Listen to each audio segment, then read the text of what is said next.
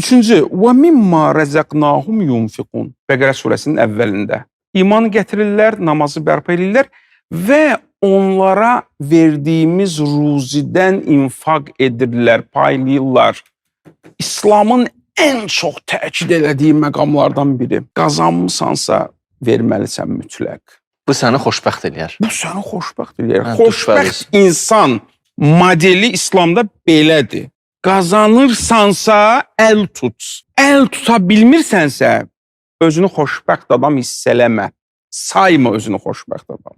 Əgər sənin tanıdığın bir insan köməyə ehtiyacı varsa və sən ona kömək edə bilərsənsə, istər maddi, istər mənəvi, sən bunu etmirsənsə, səndə xoşbəxtlik tamamlanmayıb. Ola bilər fərdi ibadətlərin yüksək səviyyədədir. Düzdür. Amma özünü aldatma. Özünü aldatma.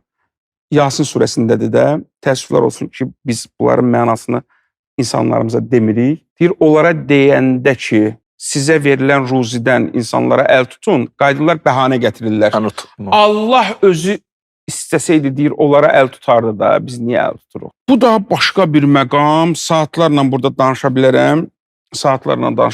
Adam özünü Allah adamı hiss eləyir, hesab eləyir. Deməli, xəsis adam ən bədbəxt insandır. Xəsis adam xoşbəxt ola bilməz. İstəyir onun ibadətləri ən yüksək səviyyədə də olsa, İslama görə xəsis adam xoşbəxt adam deyil, bədbəxt adamdır. Bu da bir məsələ. Adam böyük imkana sahibidir. Deyirsən ki, gəl insanların təhsili üçün, maariflənməsi üçün yatırım elə. Eləmir. Əli gəlmir pul verməyə. Sonra da zəngili deyir ki, müəllim, nə lazım olsa mən sənin xidmətində hazıram da. Mən 2 gün bundan qabaq sənə demişəm də, dəstək vermək lazımdır. 2 gündən sonra o sadəcə bir komplimentdir də, nə lazım olsa mən sənin xidmətində hazıram. Qazandığı milyondan milyonda birin vermək istəmir. Təsəvvür edirsiniz? Qızlarını da çəkək.